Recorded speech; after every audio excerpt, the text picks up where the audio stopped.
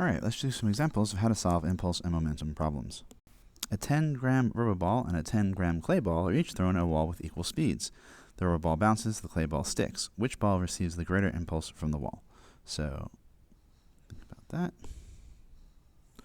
As usual in physics, let's draw some pictures.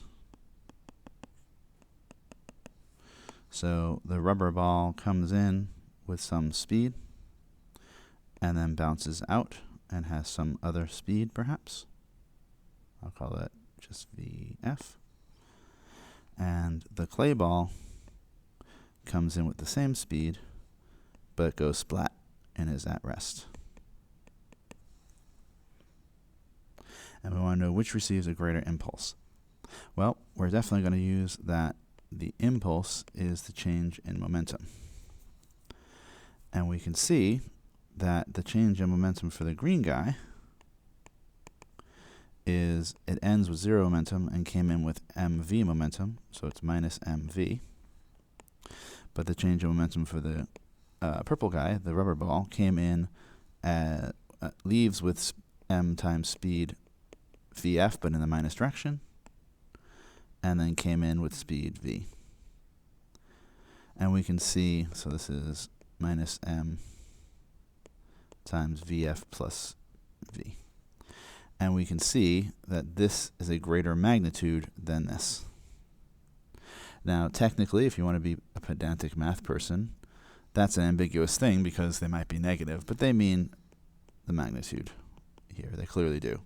And so the rubber ball receives it because it has a larger one because it bounces. Why? Because it must be brought to rest, both of them are brought to rest, and then it must be pushed further to get it to bounce. So it must be acted on by either a larger force or a longer time. If the same force acted for the same time, they would end up in the same with the same momentum, and they don't.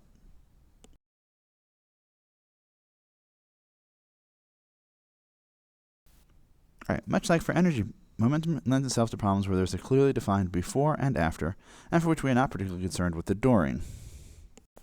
A 150-gram baseball is thrown with a speed of 20 meters per second. It is hit straight back towards the pitcher at a speed of 40 meters per second. The impulsive force of the bat on the ball is shown. What is the maximum force, F max, that the bat exerts on the ball? We're going to solve this one together, so don't worry about solving it right now. But let's start off by drawing a picture. So here is the baseball coming in. This is before, and it has speed v naught. And then it hits the bat. And then it's leaving. And it turns out it's leaving a speed 2 v naught, which is convenient enough. And we'd like to figure out the maximum force. And the issue here is we have a graph, yay, but we don't actually have any numbers. We don't know what the axis, the vertical axis is. But it's not too bad.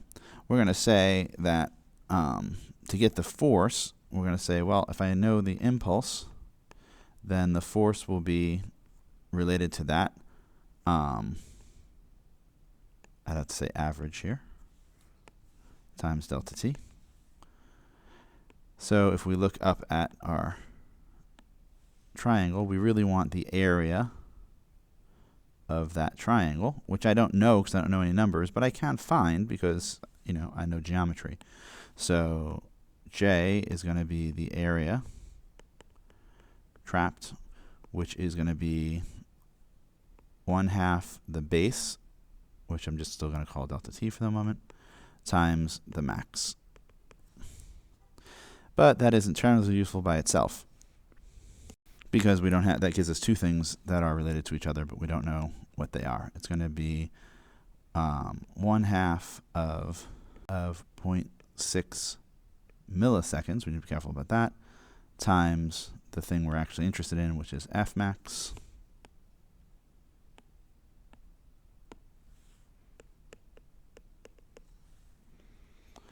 And then we want to be careful here, and we say, well, this is 0.3 milliseconds, so it's 0.3 thousandths of a second times F max. And we have two unknowns, so we're sort of in trouble. We have F max and we have J. But we can do okay with that because we can also say that J is also delta P. So it was 15 grams, which is 15 thousandths of a kilogram. times the outbound speed, which was 40 meters per second. And we subtract the same sort of thing, and the inbound velocity is minus 20. Gotta remember the sign because momentum is a vector. So we end up with that one we can actually compute. It's going to be 0.15.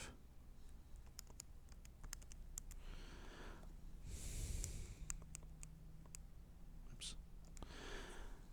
A total of 9 Newton seconds.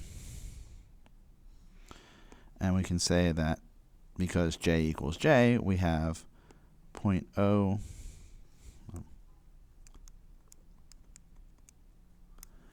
right, let's do it this way.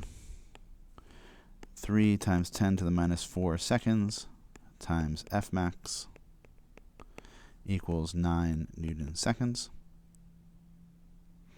So F max is 9 over 3 times 10 to the minus 4. And the seconds will cancel out, so we'll have newtons.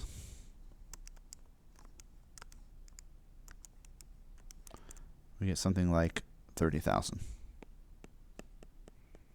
Which is a pretty heavy force, although it's only a very short time.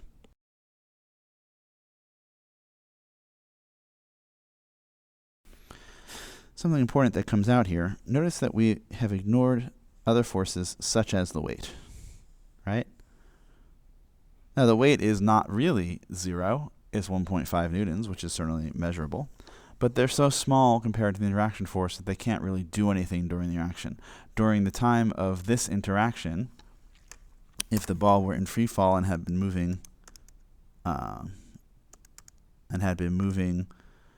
at rest originally, then it will have descended a distance of just about 2 microns during this interaction, which is certainly 2 millionths of a meter, is something like 1/1000th of the width of a human hair. So it really doesn't have much impact on what's going on here.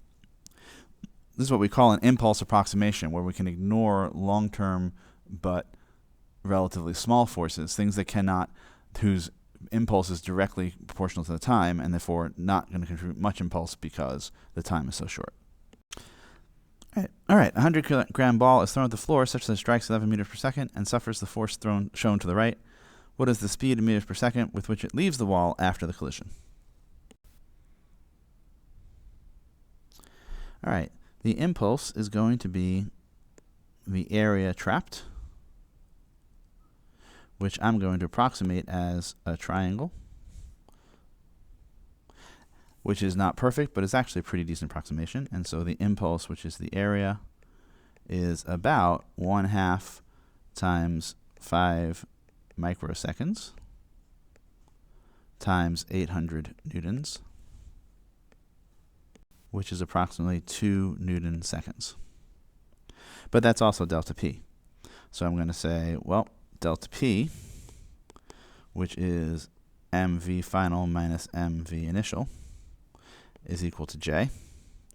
So V final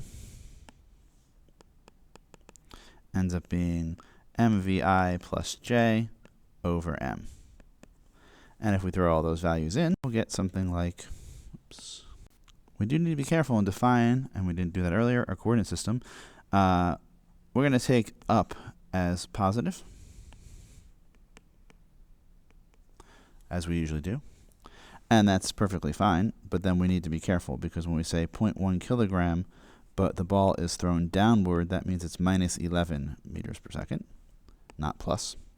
On the other hand, the impulse is directed upward, and so it just comes in as 2 Newton seconds, dividing by the 0.1 kilogram, and we get, as we hope, a positive number, 9 meters per second.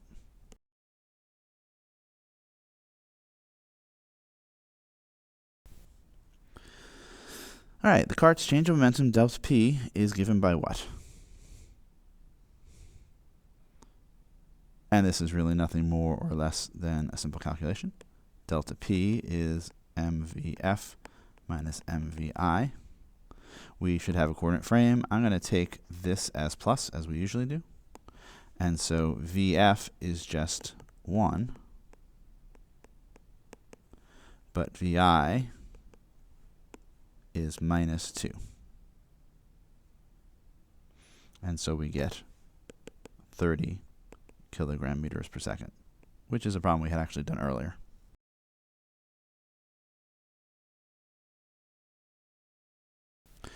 All right, 500 kilogram rocket sled is coasting at 20 meters per second. It then turns on its engines for 5 seconds with a thrust of 1,000 newtons.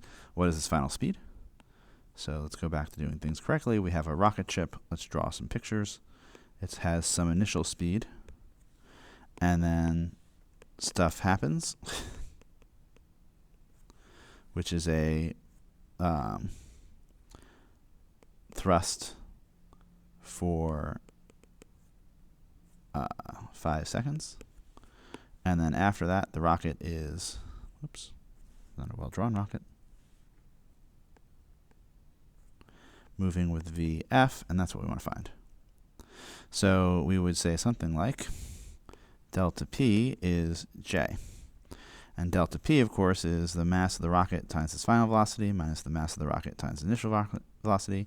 And J, it's got a constant thrust, which is the same as an average thrust here. So it's going to be F delta T.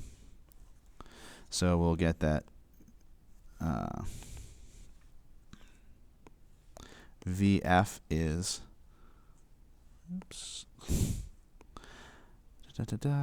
mvi plus F delta T all over M